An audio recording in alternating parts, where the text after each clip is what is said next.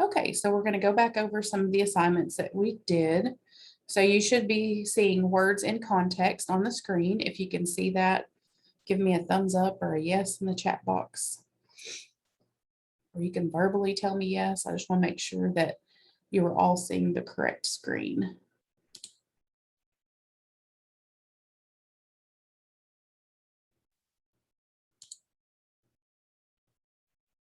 And somehow my chat box has disappeared on me. That tends to happen to me for some reason. This is working with two screens. Okay, so let's jump right in here. I know this can be a little bit intimidating at first. You're embarking on a new journey, so just keep an open mind. Sometimes we never know how far we can go until we try, so let's not waste any opportunity. Okay, we're going to go over this lesson 1, determine word meaning. And I'm going to try to make this as big as possible. Okay, sometimes you'll come across an unfamiliar word as you read. This is what we talked about, context clues. Let's read this example. Mountain lions are also known as pumas, cougars, and panthers. They are large brownish cats that live in many different habitats. These can include, excuse me, deserts, swamps, and forests. They prefer to be hidden rather than in open in order to surprise their prey. What is the meaning of the word habitats as used in the passage? So if we look at our answers, would that say, if it says habitats, these include, this is another one of those key phrases, and they're giving you a list like we talked about in our lesson, deserts, swamps, and forest. So these would be places. So we know it's not groups or patterns or countries, but rather places. So the answer to that is B. Okay. Mountain lions rarely attack humans. However, people should use caution while they are hiking or biking in wilderness areas where mountain lions are known to live. Here are a few recommendations for ensuring your safety when enjoying the outdoors. These suggestions will lessen the chances of having unwanted encounters with mountain lions. Number 1, never hike alone.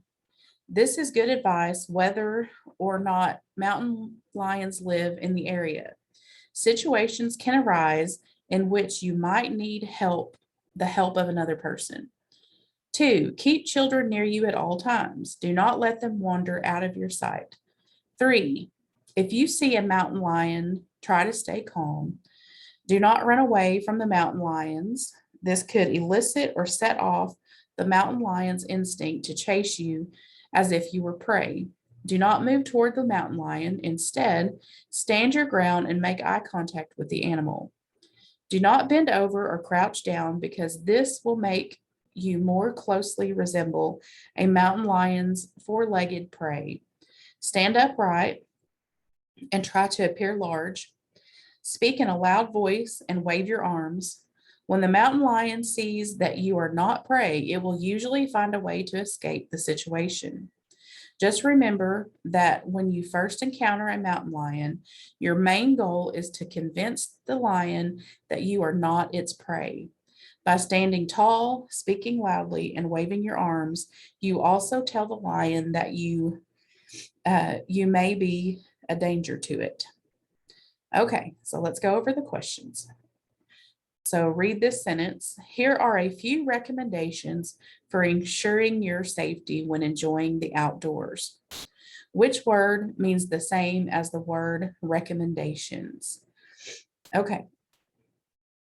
So if we look at the sentence, here are a few recommendations for ensuring your safety.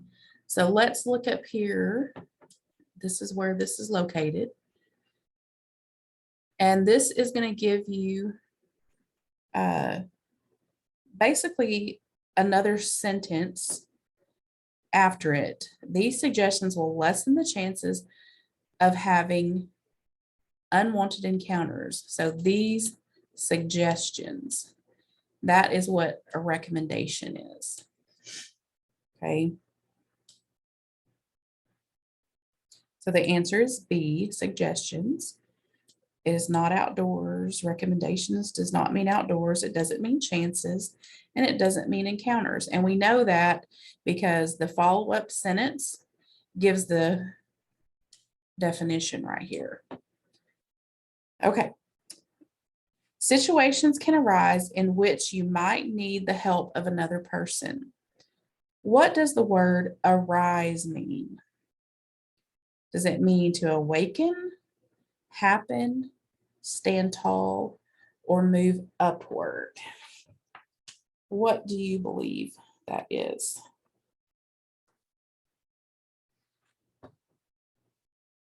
Is it awaken? Probably not. Situations awaken? No.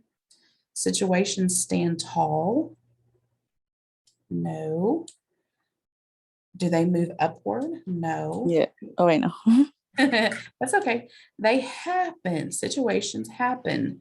If you say the word in the sentence, like replace arise, that's the only word that makes sense. And sometimes that's what you have to do is just replace that word and say, so if you look at that sentence and you say situations can awaken, that sounds a little funny. Situations stand tall. That doesn't make any sense. Situations move upward, or situations happen. Situations can happen in which you might need the help of another person. That makes the most sense. So the answer is C. Okay. This could elicit or set off the lion's instinct to chase you as if you were prey. What word or words help you understand the meaning of the word elicit? Okay, this is using the punctuation like we talked about, paying attention to punctuation to understand word meaning. So if we look at the word elicit, then it says comma or set off, comma, the lion's instinct to chase you as if you were prey. So they're giving you the definition separated by commas. So the answer to number 3 is set off. So this is the correct answer. Okay. Number 4, read the sentence. Do not bend over or crouch down because this will make you more closely resemble a lion's four-legged prey. What does the word resemble mean? Does it mean to think of? Well, that really doesn't make sense if you replace resemble. It doesn't make you more closely think of a lion's four-legged prey. And if you try to replace that resemble word with seem to, that doesn't really make sense. You wouldn't say you more closely search for a lion's four-legged prey, but it does make sense to look like a lion's four-legged prey. So resemble means look like. If you resemble something, you look like it. So the answer is D. Okay, we're going to move right along to this one. We have a memo here. This is like a workplace setting. And the memo is to all maintenance personnel. And it is from R. Jones, the maintenance supervisor. You may have noticed that we have purchased and installed the latest Q10 machines. We must add these machines to our preventative maintenance or PM schedule. Familiarize yourself with the instruction manual your team leader will provide you. Note that these are very technical machines that require careful PM. Your team leader will show all members of your team the PM procedures for the Q10. You will then be assigned one part of PM for all Q10 machines, and your part of the PM will be listed on the complete PM schedule. As with most PM, the Q10 will need to be lubricated or oiled every day with high grade oil to make sure its moving parts run smoothly. Because Q10 is a complex apparatus, the machine must be adjusted on a daily basis to make sure it performs efficiently. The flag on the machine tells how often each PM task must be done. Your team leader will assign and schedule these tasks for team members. Okay, question 1. As a member of the machine maintenance team for a large manufacturing company, you receive the above memo. Based on the passage, when machinery is lubricated, it is, so it's asking if when something is lubricated, what does that mean? Is it made slippery? Does that mean it's given fuel, moved around, started up, or cleaned and washed? So let's go back to the passage over here and let's look at the word lubricated. And I'm going to use this because it's going to make a straight line maybe. Okay, so lubricated is right here.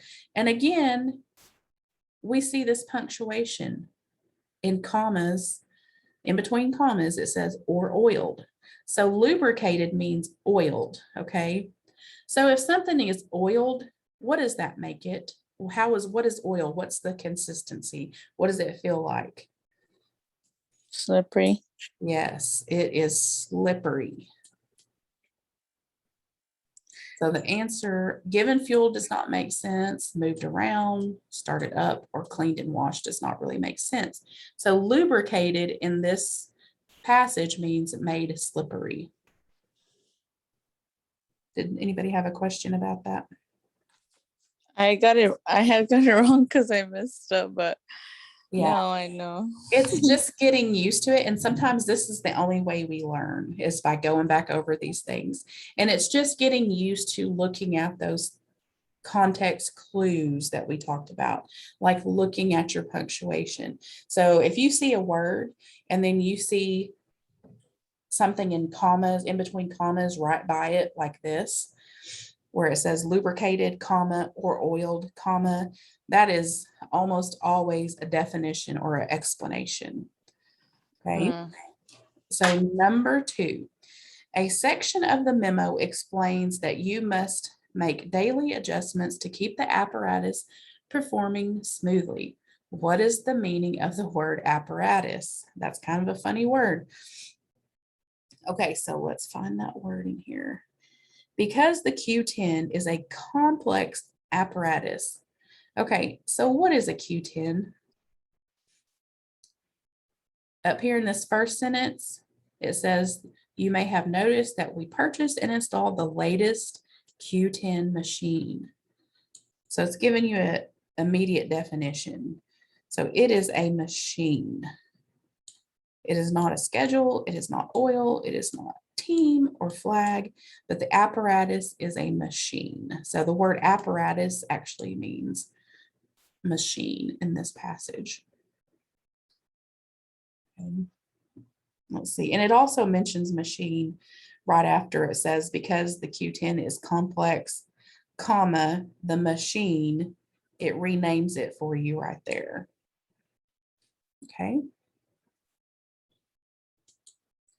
All right, let's go on to this employee questionnaire. It says, thank you for applying for a job with Big Breeze Wind Energy Company. We are delighted that you want to work in the exciting field of renewable wind energy. Before completing the full detailed application, there are a few important things we need to find out about you regarding your qualifications. Please answer the following questions by checking yes or no for each item. Return this form to the Human Resources Administrator when completed. Here are the questions. Okay. Do you have acrophobia? And then in parentheses, it says fear of high places. So acrophobia is the fear of high places.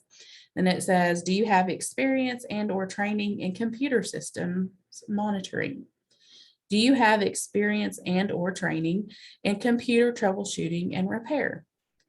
Do you mind working outdoors in all types of weather? Do you mind driving in all types of weather? Do you own your own car or other vehicle? Do you live within 25 miles of this facility? Do you have training in aerodynamics or airflow?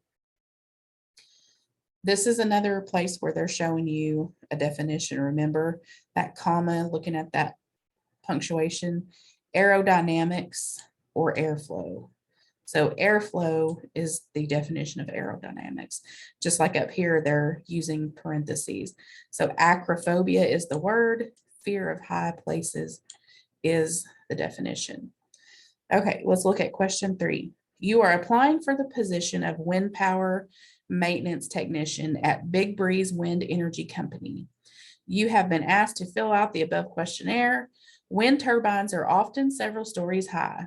Why might having acrophobia disqualify you for this job? Okay, so that word acrophobia is right here, and the definition is the fear of high places. So why might having acrophobia disqualify for you for this job? Is it because it is a fear of the outdoors? No, that was not the definition. Because it indicates a lack of relevant experience? No. Because it is the fear of being in high places? That is what it is. Okay. Why would that be important if you're working at a renewable wind energy company? Well, wind energy comes from wind, which often comes from windmills, which are big, tall, I don't want to say buildings, structures that go really high. So if you have to work on a windmill, you're most likely going to be in a very high place. So having a fear of high places is not going to do you much good. So that is the only answer that makes any sense. They're not going to hire somebody for a job if they're going to be in high places and they have a fear of high places. Okay. Why might training in aerodynamics qualify you for this job? So let's talk about that definition right here. Aerodynamics means airflow. Okay. So if we have wind turbines or windmills, wind energy, then have training in zookeeping makes no sense. System controls is not what we're talking about. Training in storm chasing is not what we're talking about, but you have training in airflow, in aerodynamics. Okay. So having training in airflow is the answer to that one. Okay. Number 5, by finding out about an applicant's qualification, the company is learning what? Is it because whether the applicant likes to drive? Well, it does ask if they like driving in all types of weather, but that's not the point that they're getting at. Is the company learning how long the applicant plans to stay at the job? No, it really didn't have anything to do with that. What the applicant wants for starting salary. This questionnaire did not mention anything about that. The family history of the applicant, this has nothing to do with family history in this questionnaire. So they're not learning that, but they are learning if the applicant has the skills needed for the job by giving, they might have an idea about this by giving this questionnaire and looking at the answers. So the answer is if the applicant has the skills needed for the job. Okay. Is everybody with me so far? Okay. So I don't want to move through these too quickly. So that's why I check on you guys every once in a while. Make sure you're still with me and it's still making sense. Lesson 3 is understanding connotations. We did not talk a lot about this, but we're going to go over it now. Writers make choices about the words they use, and these choices affect the meaning and tone of their writing. All words have basic dictionary meanings, but they can also have connotative meanings, which are the associations the words bring to mind. So connotative words are usually connected with emotions. The words cozy and cramped have similar dictionary meanings. If you look in the dictionary and you look up cozy and you looked up cramped, some of the words that they use in the definition are going to be the same. For example, if you look up cozy, it may say small or tight. If you looked up cramped, some of the words they use to describe it are going to be small or cramped, small spaces. Okay. But when we use the word cozy, it usually means something warm and comforting. If I say, this house is really cozy, that is a more positive statement. While cramped would suggest that something is uncomfortably small. So if I say this house is cramped, that is more of a negative connotation.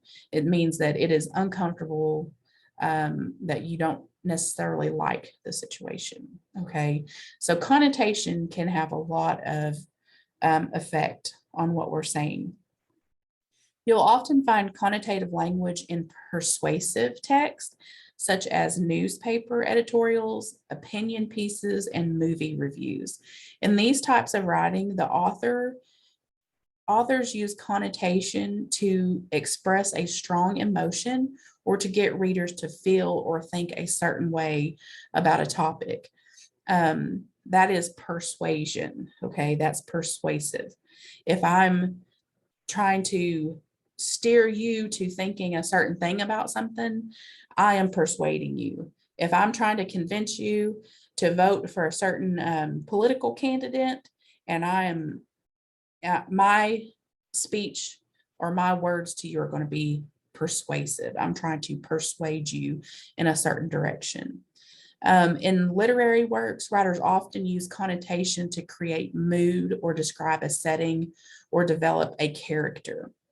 So as you read, notice when writers use connotative language and ask yourself, how does this language affect the meaning of the writing? How does it affect the tone or the writer's attitude towards the text? For example, last week, I went to meet a neighbor. Shortly after I entered the woman's house, she scooped up a clawed creature and thrust it toward me. I stumbled backward onto the porch. Okay, connotative language.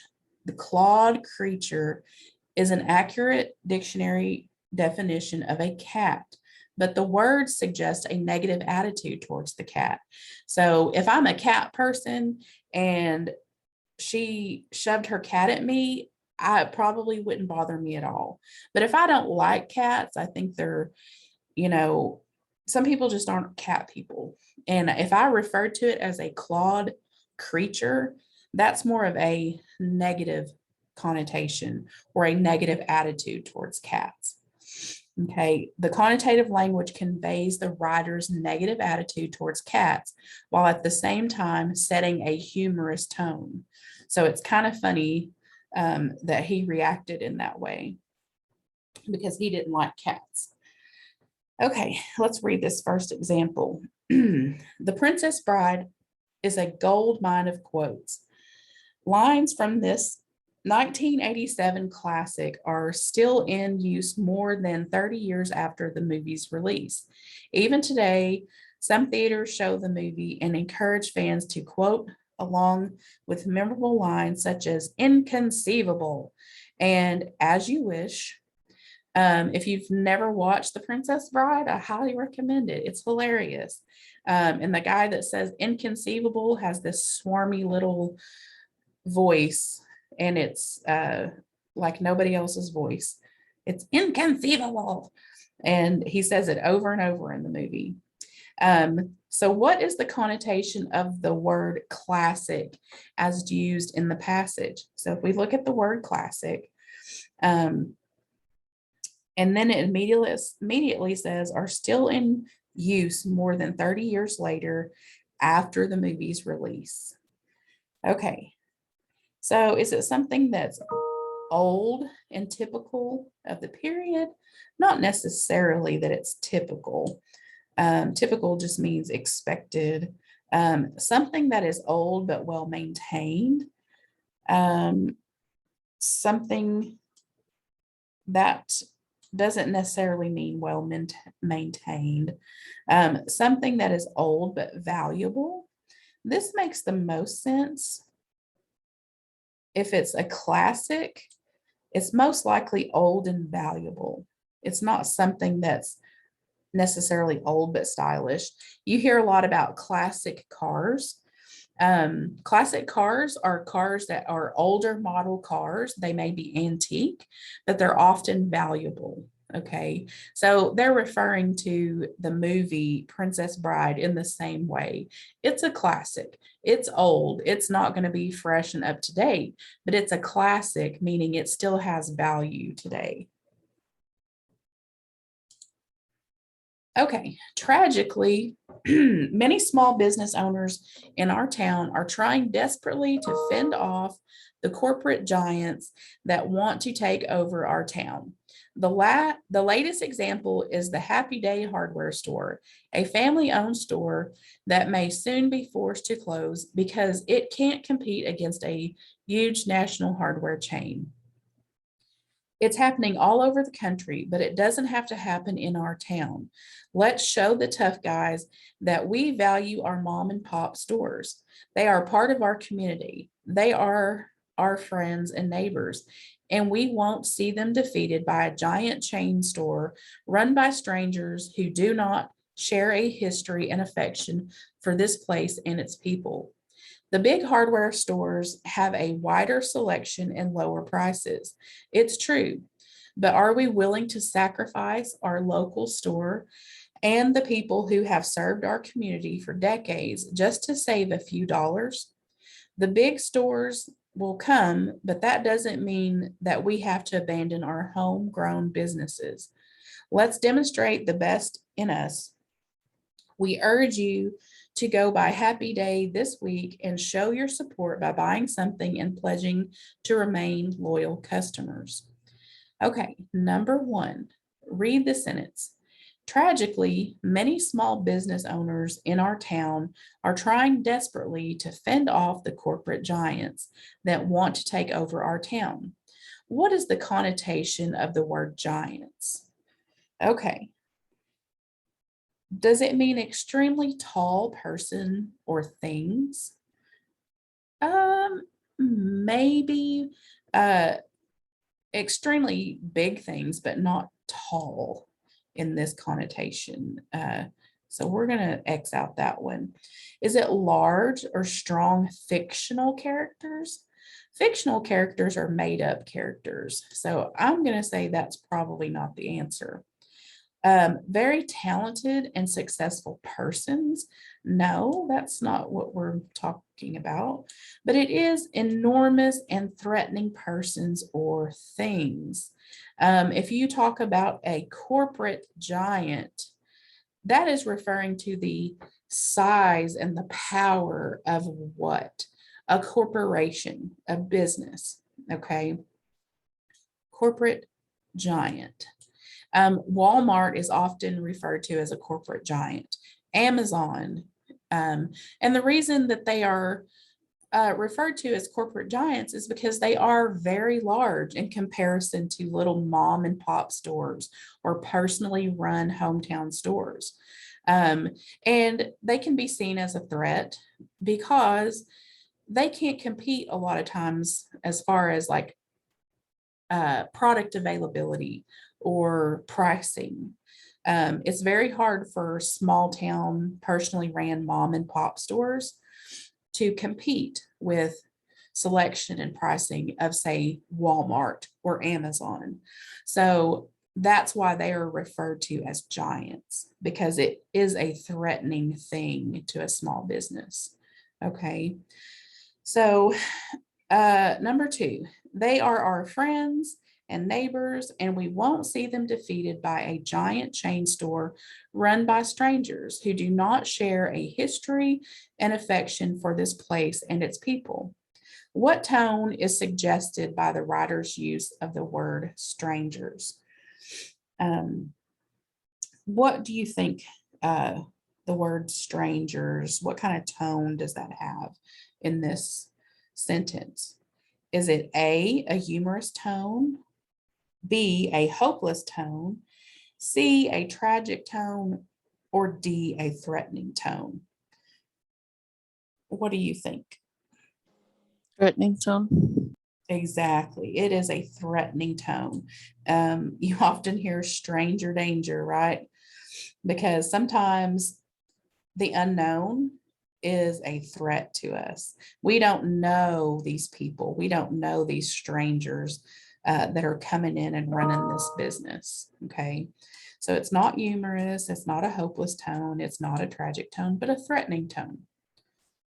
Okay. Number 3, read this sentence.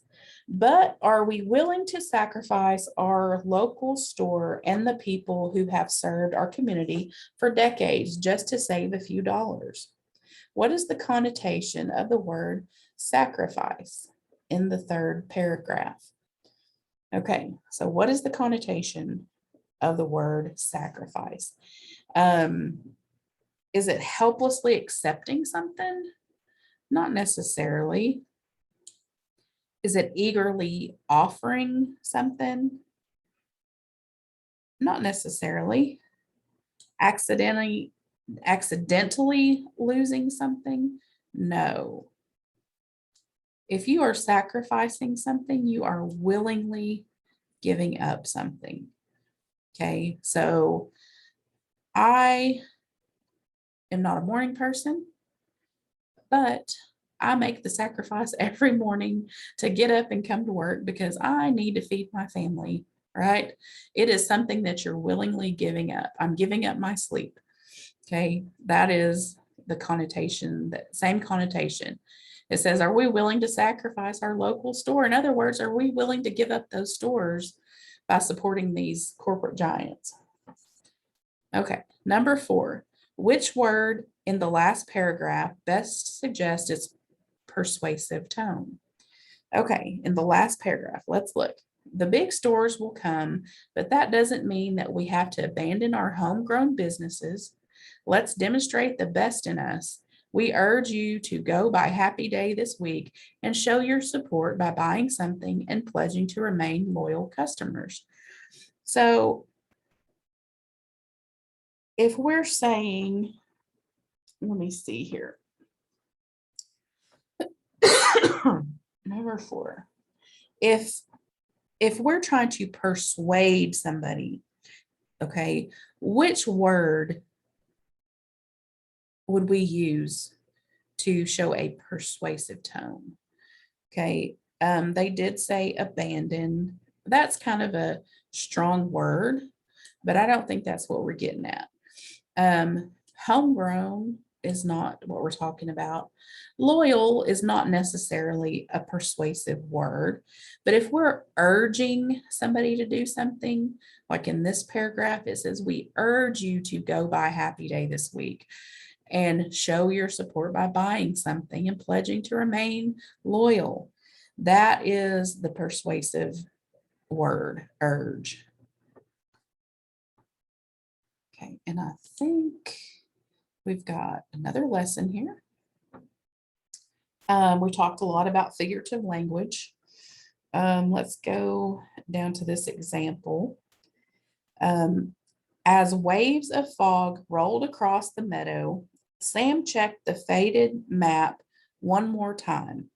The map was his ticket to riches, and he had studied its markings carefully. Next, he looked around to make sure no one else was nearby. Satisfied that he was alone, Sam picked up the shovel and forced the blade into the ground with his right foot. His heart thumped in his chest like a galloping horse. Again and again, he filled the blade and flung its load of dirt aside. Rivers of sweat poured off his face as he dug deeper and deeper into the earth. What two things are being compared in the simile in this passage? Okay, now remember, similes are comparing two things using like or as. Okay, so is it rolling fog and ocean waves? No, it does mention rolling fog, but it's not comparing. If you look up here, waves of fog rolled across the meadow. It's not using like or as, so it's not a simile. A hart and a horse. If you look at where it says, let me look here. His heart thumped in his chest like a galloping horse. This is your simile. His heart, because it's using his heart thumped in his chest like a galloping horse. Okay, the map and a ticket is not, the map was his ticket, but it's not using like or as to compare the two things. Rivers of sweat poured off his face. Yes, it does say that, but it's not comparing that with like or as. So the hart and the horse is the simile. Okay, let's talk a little bit again. Again, metaphors are compares two things that do not use like or as. Okay, so it's just saying something simply is something. Similes use like or as. Okay, so let's look. I'm just going to skip down here. I'm not going to read over all this, and we'll jump back and forth. But the first question says, in the first paragraph, which of these is a metaphor? So let's look at the first paragraph. Monarch butterflies are found in many parts of the world. They are some of the most beautiful and recognizable butterflies in the world. These insects have markings of deep orange and black with dots of white. The vivid colors are danger signs to predators. Better not eat us, we're poisonous. So in the first paragraph, which of these is a metaphor? Is it that the most beautiful and recognizable butterflies in the world? No. This is just a statement. It's not a metaphor. Markings of deep orange and black with dots of white. That's just a description. Vivid colors are danger signs. So this is a comparison that does not use like or as. Okay, it is saying the vivid colors are danger signs. Okay, so the answer to number 1 is C. In the metaphor in the second paragraph, what two things are being compared? So let's look at the second paragraph. Millions of North American monarchs make an amazing journey each year. When the weather begins to turn cold, they migrate from Canada and the northern United States to California and Mexico, a journey of more than 2,000 miles. During this migration, people may see colorful ribbons of butterflies traveling south for the winter. They spend the season in the mountains of Mexico. Okay, so let's look for a metaphor here. When the weather begins to turn cold, they migrate. That's nothing. During this migration, people may see colorful ribbons of butterflies. So they are comparing colorful ribbons of butterflies, okay, to butterflies. Okay, so colorful ribbons and butterflies. They're saying that the colorful butterflies are the colorful ribbon. They're not comparing the two using like or as, but they're saying the butterflies are a colorful ribbon. So that is your metaphor. And that is located down here in D. Okay. Let's look in the third paragraph. Females begin laying their eggs in early spring, some in Mexico and some along their journey northward. They lay tiny eggs in milkweed plants. These glistening miniature pearls decorate the plants for about 4 days. Small green and white caterpillars soon emerge from the eggs. They feed on the milkweed leaves like eating machines. Okay, so we're talking about metaphors. I'm sorry, we're talking about, yes, we're talking about metaphors in number 3. Okay, so which of these is an example of a metaphor? They lay tiny eggs on milkweed plants. That is not a metaphor. We're not comparing anything. Look down here at D. They feed on the milkweed leaves like eating machines. Well, this is not a metaphor because it's using that word like, okay? That's a simile. So we're going to cross through that one. Small green and white caterpillars soon emerge from the eggs. That's just a statement. We're not really comparing anything there. But if you look at B, these glistening miniature pearls decorate the plants for about 4 days. So this is a metaphor because what are they talking about when they say glistening miniature pearls? They are actually talking about eggs. So they're comparing the butterfly eggs to glistening miniature pearls by saying that they're just saying that's what they are. They're comparing it by not using the words like or as. So this is your metaphor. So the answer is B.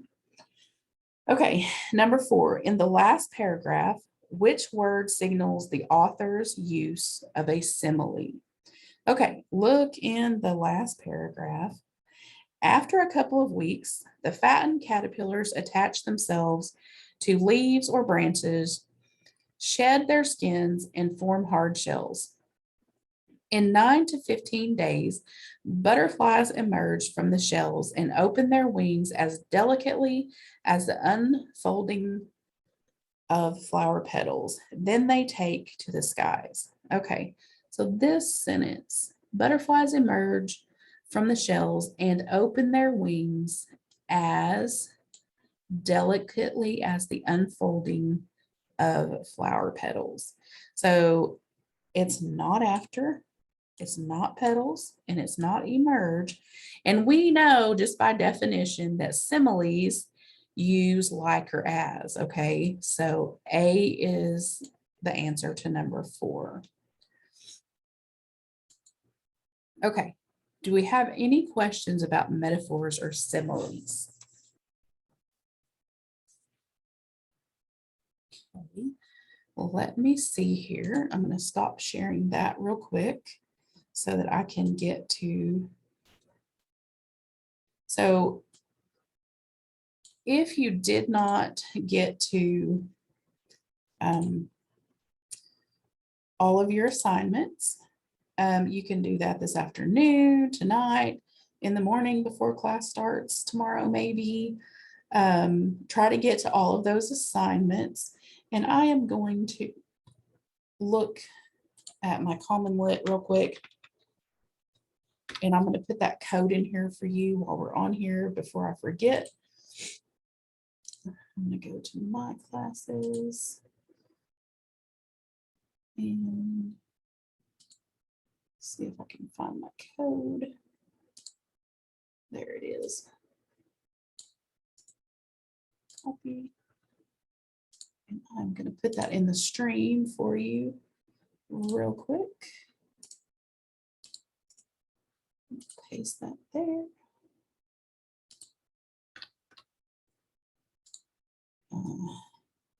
And I'm actually, yeah.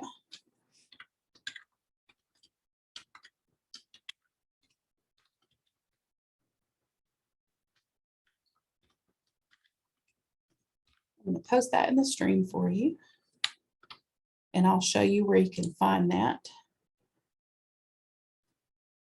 I'm going to share my screen again with you. And we're going to go to this screen and share. Okay, so if you're in your Google Classroom, and you should be in your stream right here. And I just added that. You can see Common Lit code right here. So what you can do is you can actually highlight that and copy it, so that whenever you go to your classwork and you get into Common Lit, like right here is your first Common Lit assignment. So when you click on that and it asks you for a class code, you can just right click and paste that code, okay?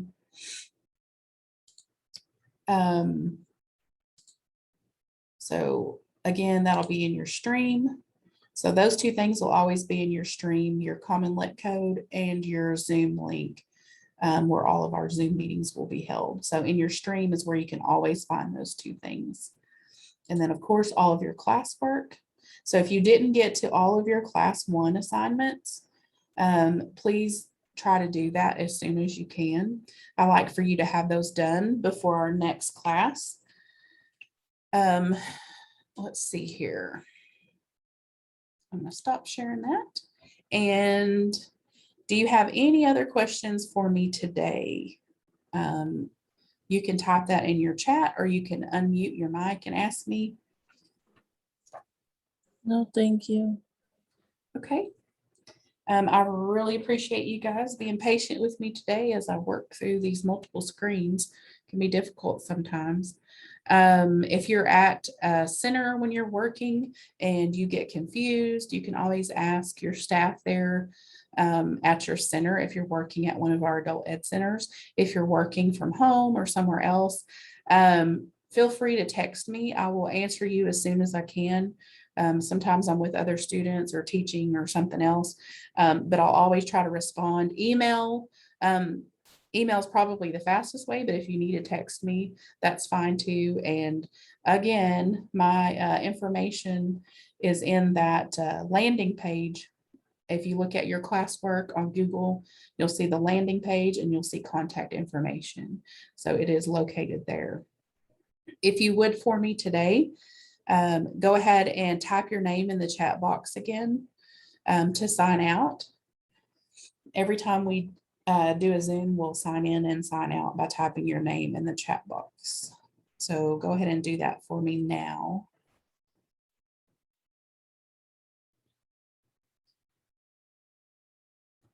And we will meet back for our next class. Will be on Monday. We meet every Monday and Wednesday at 9 and 11. And I look forward to talking with y'all next week. And like I said, if you have any questions, just don't be afraid to give me a holler. And I hope y'all enjoy the rest of your day. Bye. Thank you for the heart.